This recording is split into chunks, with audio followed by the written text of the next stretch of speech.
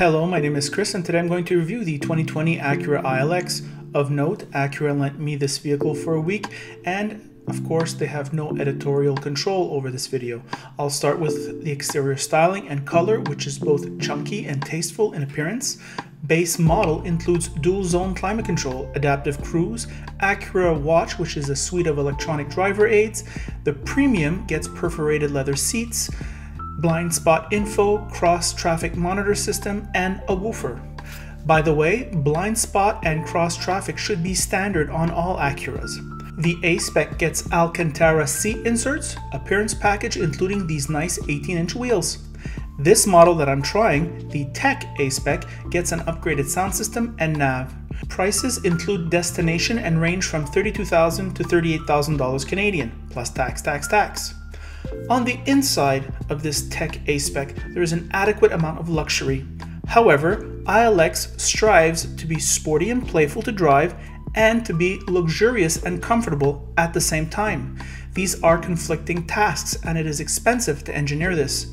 This, combined with Acura's reliability, contributes to ILX's somewhat jarring price. On the surface, it looks like a non-premium compact, especially from the inside. It is the engine, transmission, and suspension that makes ILX a semi-premium sedan. I found myself driving this car briskly for no particular reason all week long. This engine is well known, a 2.4-liter cylinder that has a lot of pep and is reassuring to ring out.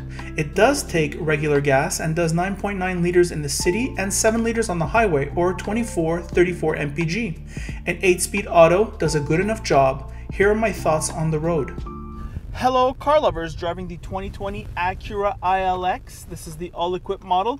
I reviewed the 2019 not too long ago, and I enjoyed it. However, I only tried it for an afternoon and Acura lent me this car for the week. So I've been able to develop a little bit my thoughts on that. So this review is still useful for those who saw the 2019 one. The exterior styling is very nice. I like the size of this vehicle and I also like the weight of this vehicle. It feels much lighter on its feet than, for example, a TLX.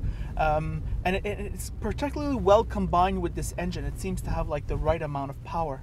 This interior, I think it's very good. It does have a nice quality material, soft touch here, soft touch here. The leather steering wheel is amazing. It has nice red stitching here.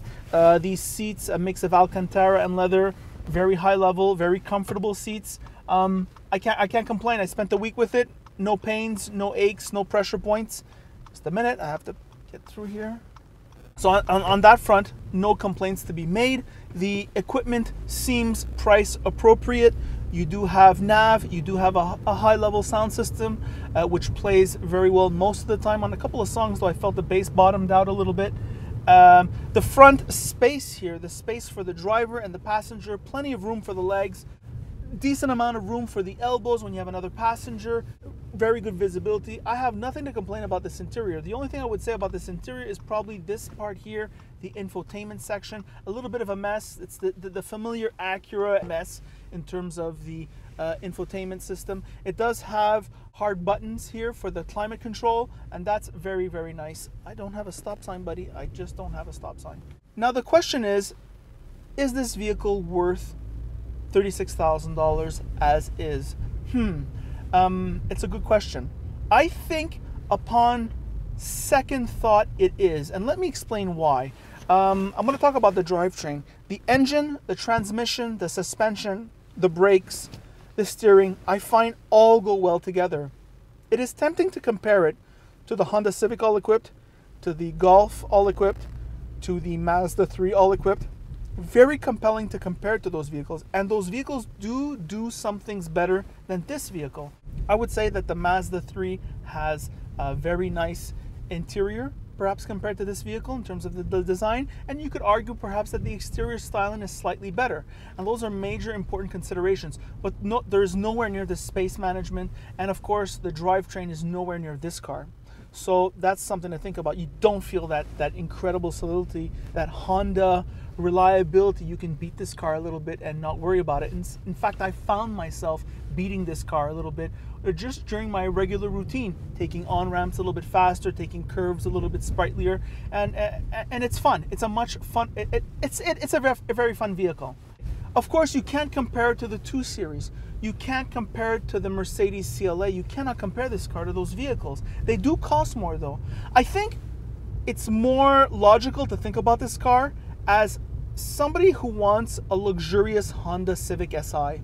I think this is where this car's logical place is.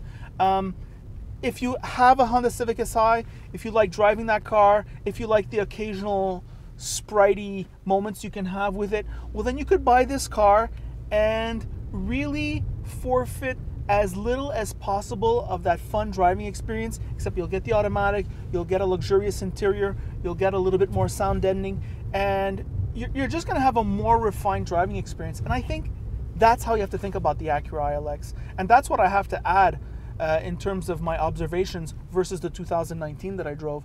And those are my thoughts. By the way, if you like this video, like it. If you don't like it, don't like it. And if you really like it, you should subscribe. And if you love it, you should consider the notifications tab. You can click on the notification. That way you'll get a heads up every time I come out with a video. And that's pretty awesome. And that is it.